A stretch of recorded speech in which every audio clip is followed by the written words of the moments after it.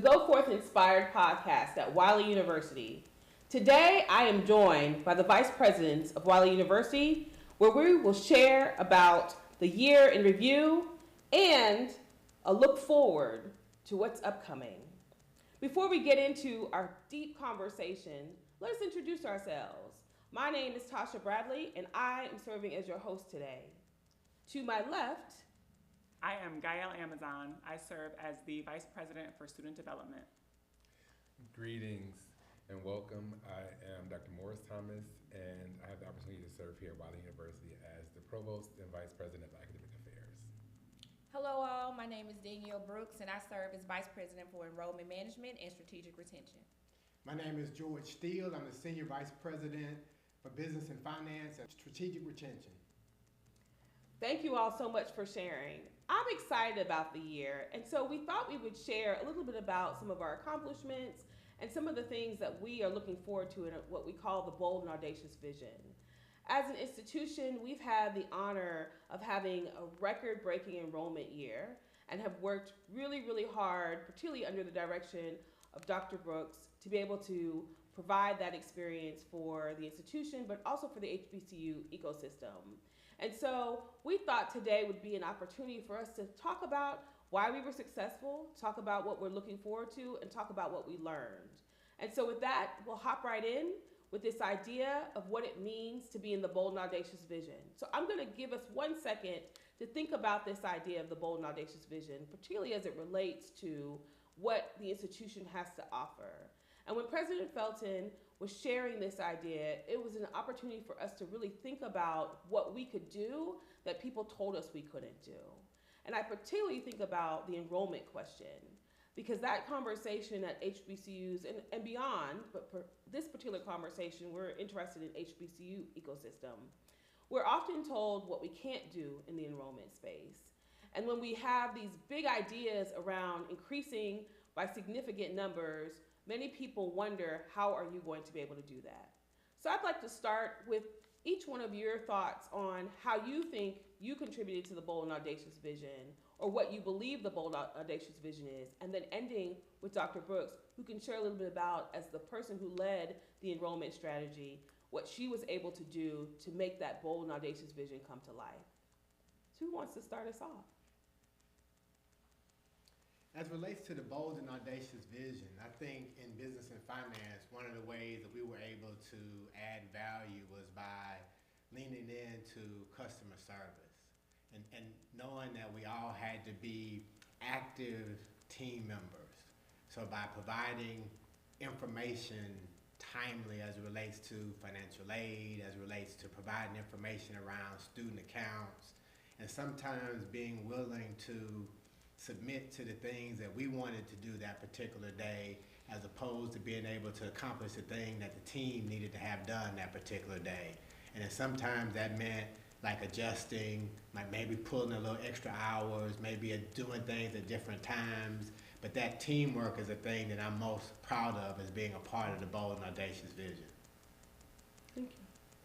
I would say for me, I am newly joining the Wiley University family as its provost, and so my colleagues did a lot of the work already when it came to this great enrollment. But thinking about academic affairs and seeing and joining at this particular time and seeing what had been done here, one of the more recent events in Wiley University's recent history is adding graduate programs and going from being Wiley College to Wiley University. And when it comes to enrollment management in particular, and this enrollment boom, 15% of that new enrollment are actually in those graduate programs, which are also online programs and in some ways accelerated programs. And so when I think about higher education as a sector, one of the fastest growing sectors within higher education is digital online learning environments. And so Wiley University responded to that demand and those trends by allowing the dynamic undergraduate and graduate programs that are online, which now about a third of the learner population here at Wiley University actually sits in that online space. So I think that is bold and audacious to be a university, now a university that was a college, to really quickly respond to that demand, which now then allows, as Dr. Bradley mentioned about in the HBCU ecosystem, it allows these learners who want to be at HBCUs who might not otherwise be able to either leave their jobs or leave their geographic locations to actually participate. So I think that that is very bold and audacious, and I'm happy to be a part of that. I think it's bold and audacious for Wiley University to transition from being college ready to student ready. Back when I was in school, it was all about how can I prepare myself to be ready for college. And at Wiley, we have taken a personal turn to taking an individual understanding to our students and what their individual needs are. And how do we create our structures in such a way that we are prepared for all the different kinds of students that we will receive here at Wiley.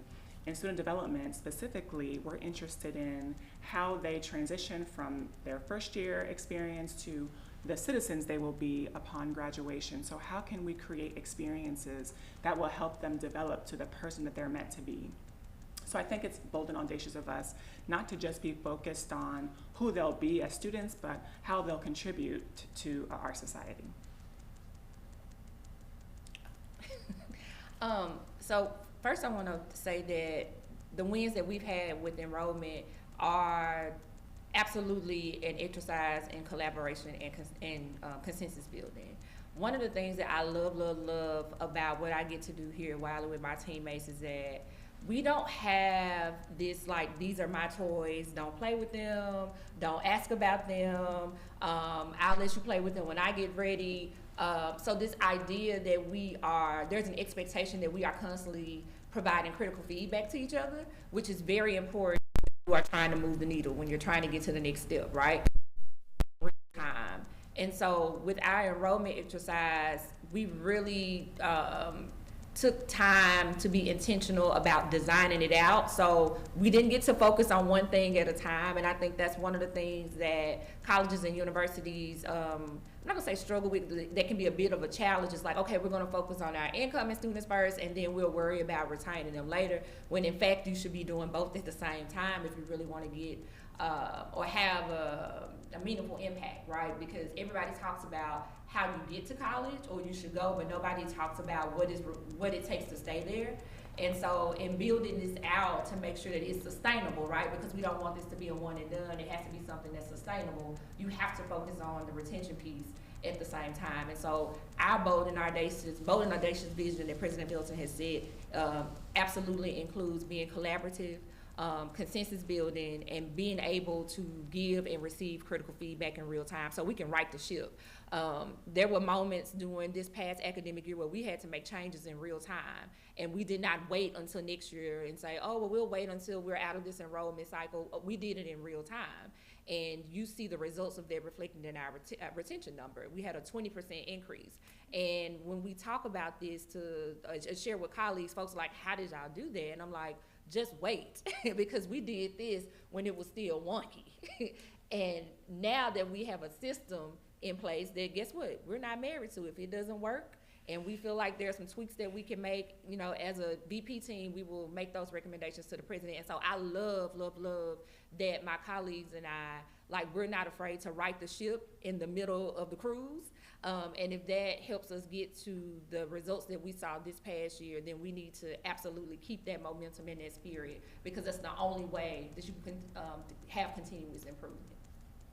Thank you for that. And part of this conversation today is part informational for our colleagues and peers that are really wondering, you know, what do we do and how do we do it here at Wiley as we continue this bold and audacious vision. But it's also a conversation amongst us around the ways in which we think that the ecosystem should be moving, and the ways in which we're recognizing and being able to point out there are opportunities for us to strengthen as Wiley University, but also to impact the ecosystem. And as you all were talking, key points that I heard were around student readiness, the idea, this concept of being a student-ready institution. Key ideas that I heard were around making sure that we are able to create a type of ecosystem for virtual learners. And then the importance of your team that is responsible for what I call the business operations of the institution, understand the idea of customer service, or the idea of how you engage students and their families and be able to afford and understand what they need to come with in order to be able to participate. And so all of those things translated into our success. And they also translated into, in some ways, a new strategy for the institution, being able to think about all of these new things simultaneously and then having the courage to deploy. And I think that that offered us the chance to experiment a bit, but at the same time have enough guidance and guardrails to be able to say, okay, to your point earlier, if this doesn't work, we need to stop here. And that's the value of assessment in real time. The other piece that I thought, as you all were talking, was really interesting is that you used the language of team several times, like each one of us used that language. And although we are sitting here very serious in this moment, we are quite a comedic team, in my opinion. And so I want to add that it's not lost on the fact that the way that we interact with each other helps also to drive the difference in the institution, and being able to really look at our work in a very serious way, but to also use laughter and joy to help us get through. And so it makes me have a question that's maybe a little bit off the rails. But I'm curious, what was a moment last year or in the years that you've been at Wiley, in the moments that you've been at Wiley, that has made you absolutely laugh and scratch your head and laugh? And then what did we do to deal with that? Because I think in this work, we don't often talk about the things that make us take pause so that we can learn from it and address it. So I'm just curious, did anybody have a moment that was a scratch your head, oh my goodness moment that you want to share? I have a very, very, very, very interesting one that I think led me to double down and really be committed to the space. Here at Wiley University, we're now 151, 152 years old. I've been here for 7 years, so it was about 145 years old when I got here, and I found chalkboards. And it literally made me scratch my head and begin to think about ways in which to help an institution that had been traditionally underfunded focus to be able to be ready for the students of the next 100 years. And that journey with you all, with the team, has been like phenomenal, because we have competing ideas that are all aligned around getting better. And so to be able to prioritize those competing ideas and to have them refine into a cash flow management process that's enabling us to continuously grow has been truly rewarding for me. So we will have gone from chalkboards and this bold and audacious vision to hopefully really soon everything being fully digital in the way in which we can communicate, with the use of iPads so that everybody's got the technology that we need, with the improved platforms around how we do things with the online education so we can be flexible and ready. I mean, it's really amazing to watch us go through this transition of time, real time. Thank you. Anyone else have something? You said, okay, a head scratching moment, like, huh? Yeah, either it's head scratching or something that when you look back on it, because oftentimes my moments are I can look back on it and laugh at it, but in the moment, It's not funny. it was not Yeah. funny. It wasn't funny to find chalkboards. It's like absolutely not funny at all. Yes. But now that we've come through it, it's like, oh, okay, I can laugh at it because it's funny. Okay, I But got it one. wasn't at the It time. wasn't at the moment. Or if it was funny at the time. It was funny at the time. It It's was up to you. it was both of them. Okay. So this exercise that we now have to go through, and we now have documented this process of who needs to be around the table when we're calling a number for census, right? Mhm. And you would think, voila, the enrollment management person, needs to be there. So that's why it was funny at the time. I was like, oh, nobody asked me what I thought, but okay, But then the beauty in that, right, is that people here are gonna do their work. And we have a wonderful registrar, ABP Mitchell and Dr. King, our other counterpart who's not reporting with us today, who's over institutional research, who, unbeknownst to me, had gotten together and said, okay, here, Dr. Brooks, here's the enrollment number. Here's the census number. And I'm like, okay, no one asked me. But what I can appreciate in that moment is that two colleagues got together and collaborated on, hey, we need to call this number. It's Census Day. I need to make sure that what I have is what you have, and then we're gonna let Dr. Brooks know at the end. Cool, and I'm just like, can I just be included, during the process? That way, when the president turns to look at me, I can say that I was a part and participatory in the vetting process of said number. That's it. And so the fix to that was just for us to sit around and map out what needs to occur, not just on Census Day, but leading up to Census Day, so we can ensure that the data that we have is accurate, and that we are all singing from the same sheet of music. And nobody was, trying to do anything malicious. It's never that. And again, I can appreciate that too, because everybody is trying to do the right work. And my argument is that sometimes we're doing the right work at the wrong time, if that makes sense.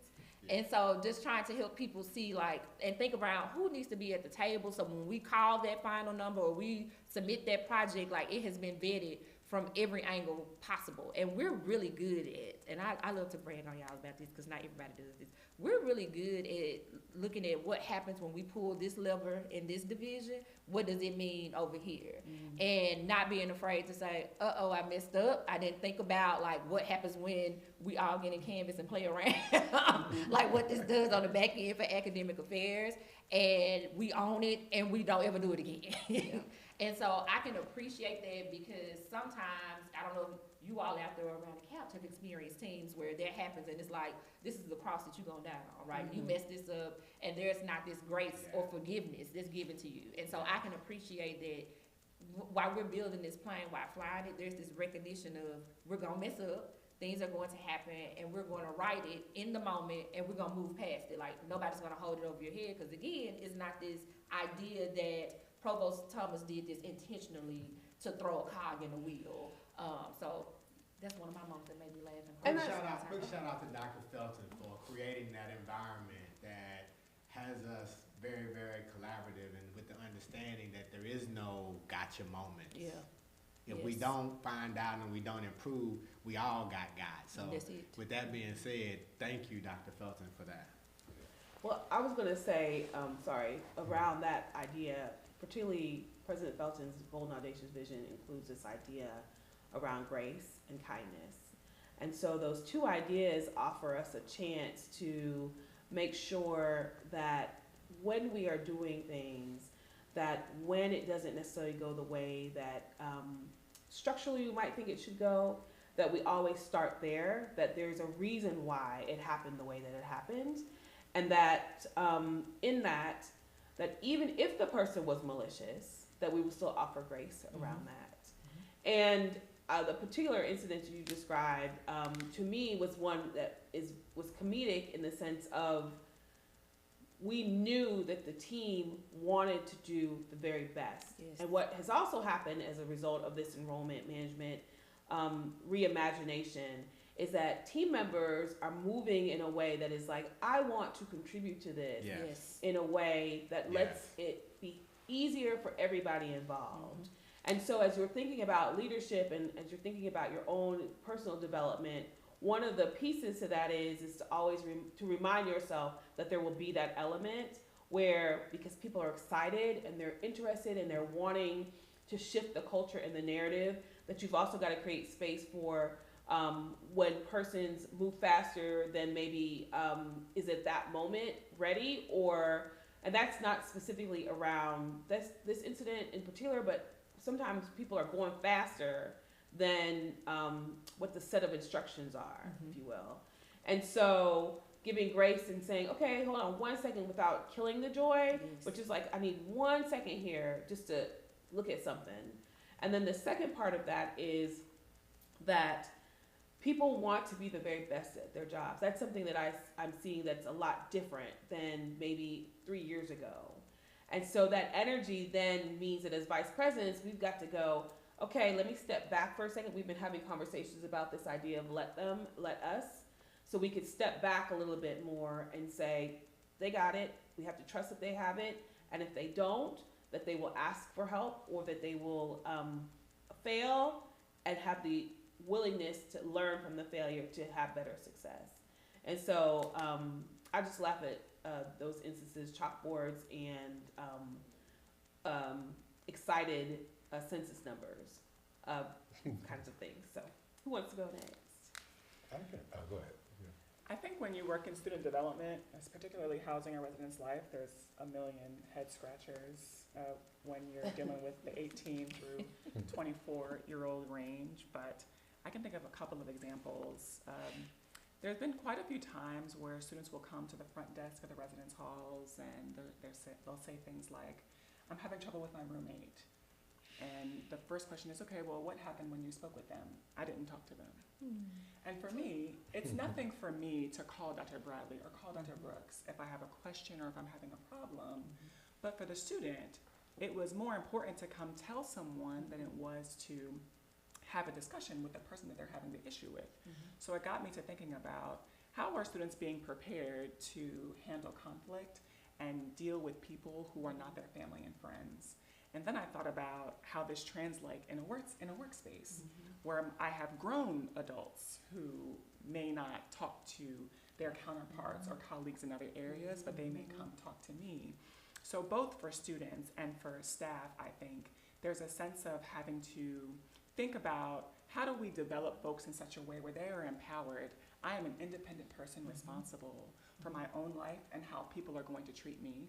How can I talk to others in a way that offers grace and receives their opinion, even if it may be different from mine, but also prepares them for what life is going to be like when they get out of here for graduation, because there's not always going to be someone at a front desk who can mediate or moderate your challenges. So it got me to thinking about how students come to us prepared very differently, and how our job is not just to get them to the classroom and through graduation, but how do we create those soft interpersonal social skills that are going to allow them to get along with people outside of the college space. You know, what's interesting is, so I've been kind of going back, and you use the language soft skills.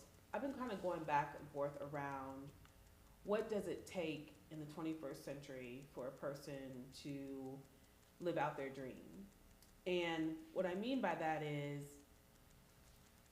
sometimes we are, particularly in the intellectual enterprise, there's just kind of this idea that, okay, I come, I get my degree, and I go, kind of thing.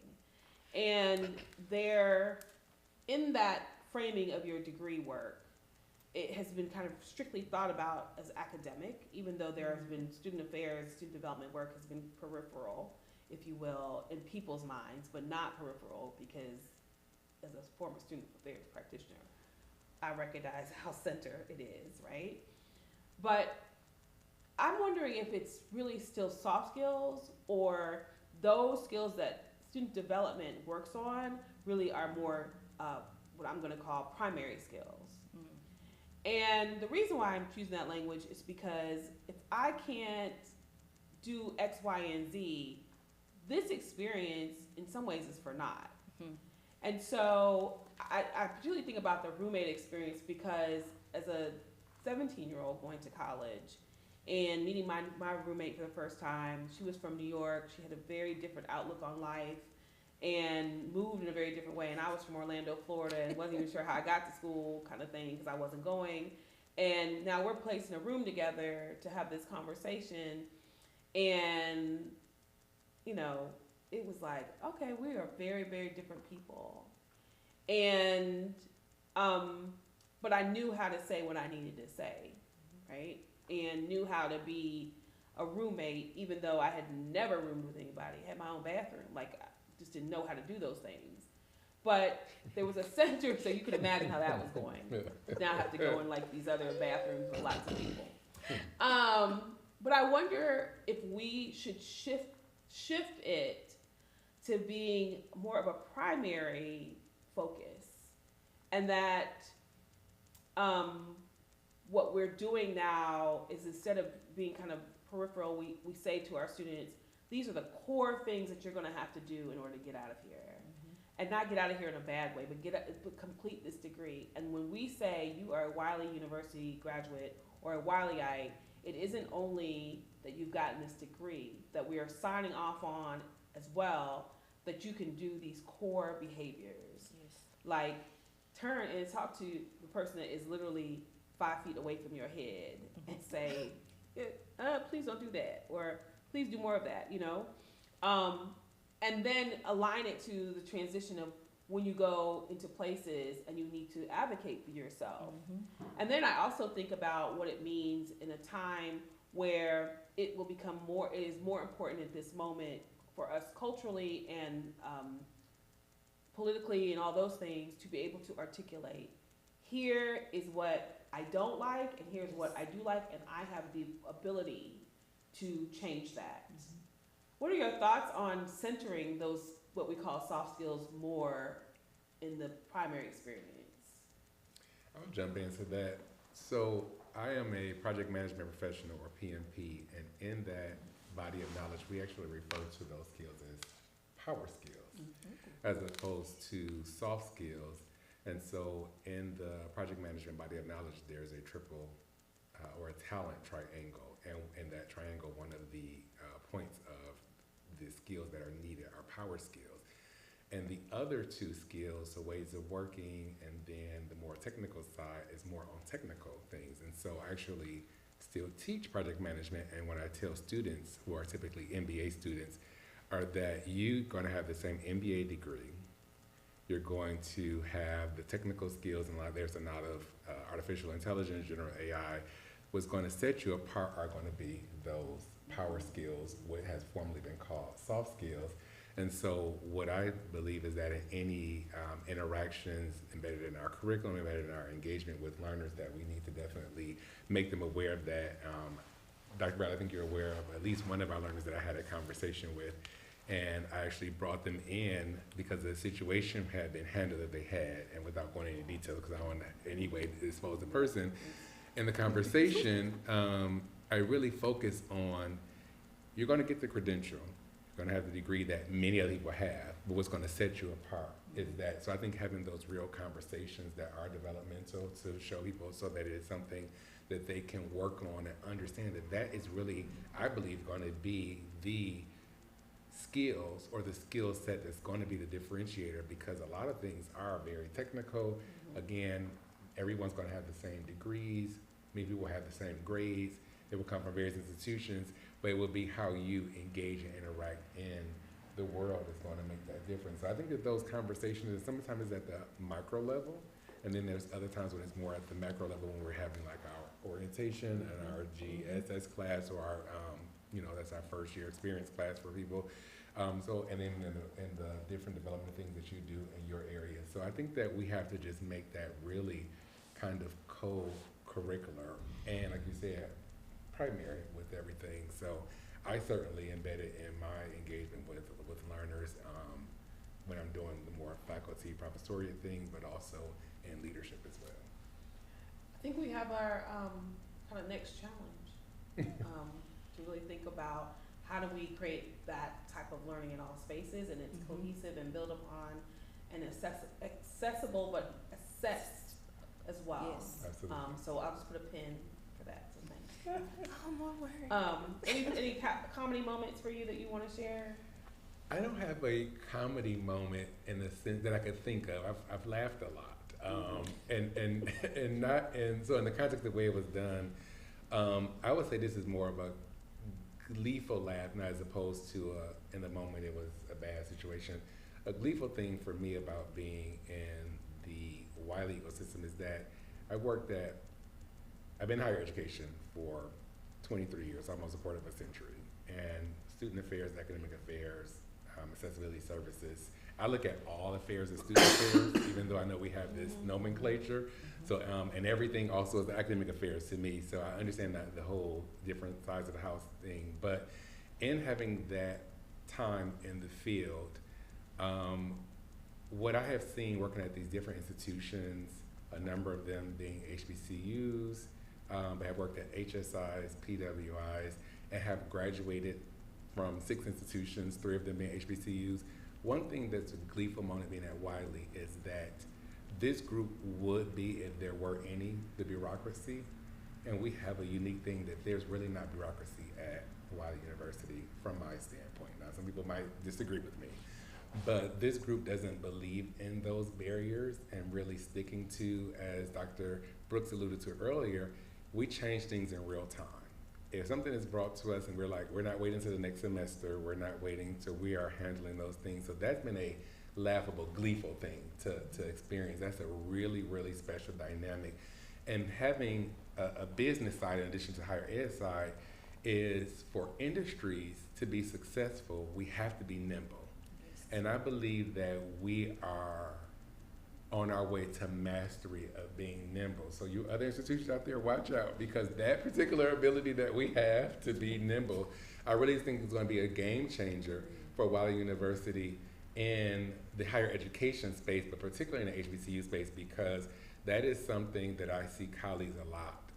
And not to disparage our colleagues out there, but I've seen it a lot over these almost 25 years not be the case. So that's been a gleeful thing to see that we really don't stick to this is the way it was yesterday. Like if yesterday was the way it was and today is not working, we're looking at a resolution. So that's been a gleeful, laughable thing for me.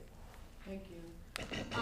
I think one of the pieces, as everyone was describing their comedic moment or gleeful moment or laughable moment, and the reason why I was also asking that question, because it pulls out this opportunity for us to really think about our impact and to be able to kind of see how we're making change, because sometimes in higher education, you don't always feel like you're making change in some ways, but when you can look back and laugh and then think about, okay, what's the next thing, what could be different here? It's an immediate way to understand your impact. And so I invite folks to use laughter and use the moments where you are scratching your head, they're kind of going, what in the world? To not just go, what in the world, with the frown, what in the world? But to go, what in the world, or what I say is, what is happening? And then use that to be able to say, okay, I got over my moment of what is happening, and now what will we do to address this, to quote unquote fix it, to make impact, to make change? Because the point is that you cannot, in everybody's story here, change is very important in this work. And being able to identify a concern or a problem or something that just is impacting our ability to serve and strengthen our student experience. If we don't have the ability to also go, okay, I can't stay here, it's got to change, then we're culpable. We're participating in the very demise that we're upset about. And so, yes, there's been lots of comedy moments, and so it's okay because that's what's supposed to happen. But the piece that is important is not to look at it and be upset with your peers or any of those things, but to look and say, now how do I make this more impactful of an experience? The last question I'm going to ask or for us to think about is, this is really about, and our conversation was supposed to be about like a reflection and what's for the future, and then I had all these questions, and then I decided that I was going to ask them this way. So sorry, I apologize for that. But I'm curious about when you think of Wiley 10 years from now, and you think about the ways that you have been working here, what do you want to leave as your legacy for Wiley University? What would be your dream? And we've been talking on campus about dreaming and doing for this year as one of our themes, as one of our ways that we're going to approach students and student experience, and also faculty and staff experience. So I'm just curious, what's your dream in the version of legacy? What do you want to leave for Wiley University? Wiley University will have the best business office in the country.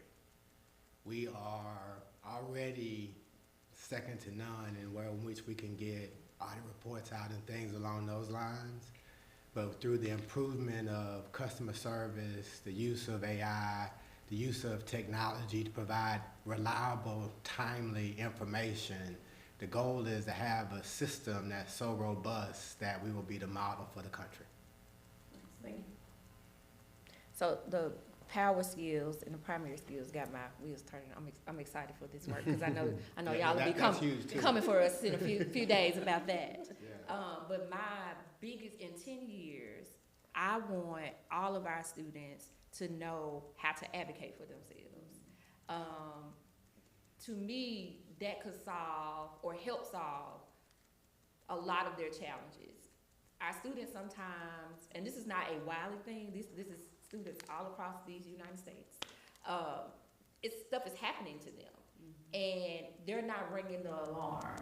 Or when they decide to ring the alarm, it's too late. There's not a lot that we can do to right the course of the ship. And so I want them to, what do we do to say back to them that we want to know what's happening to you in real time because we care that much, and we don't want you to sit and allow things to happen to you without you finding your person or coming to us and saying, hey, Dr. Brooks, I'm having a real problem with X, Y, and Z, and I really need your help. Like, we welcome that, but what do we need to do to, for lack of a better phrase, dog whistle that to students, right?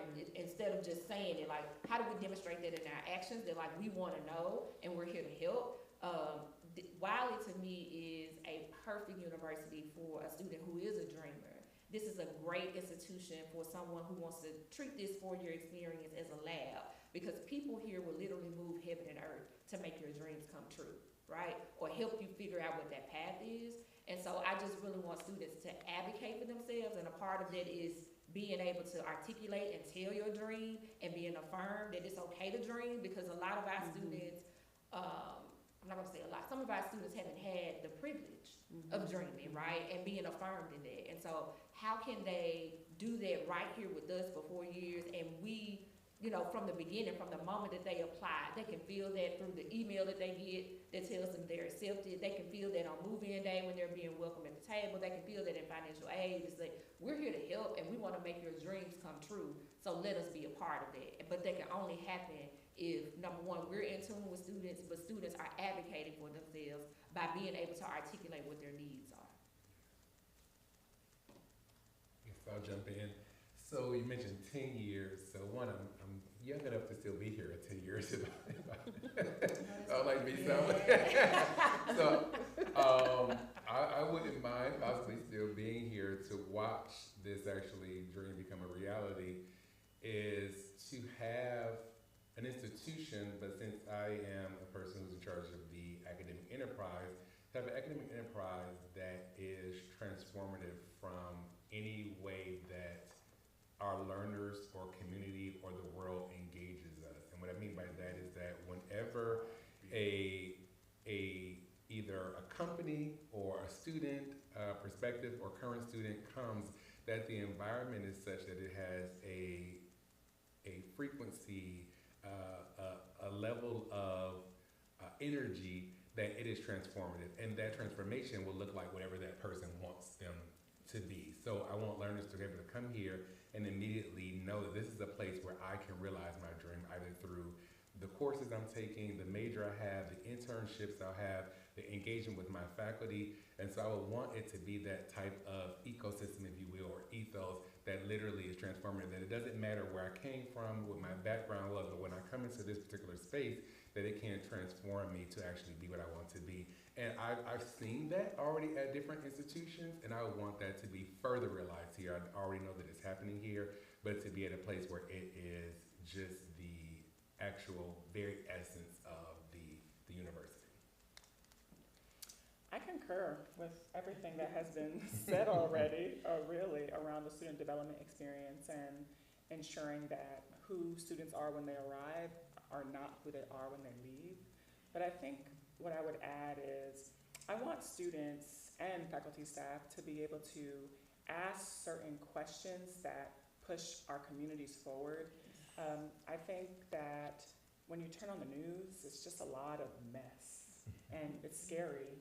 And I can imagine why some folks may not pursue a higher education degree or may not feel like they have the power to make change. And I think that historically Black colleges are a testament to what it means to create an environment for those who have been historically silenced.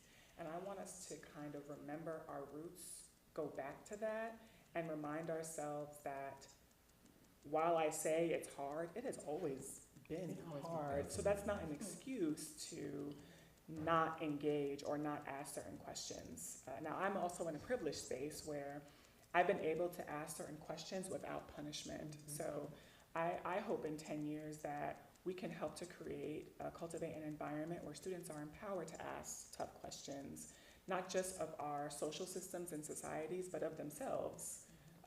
What do I need to do to change, to understand my own purpose so that I can make the unique contribution that I'm meant to make in this world?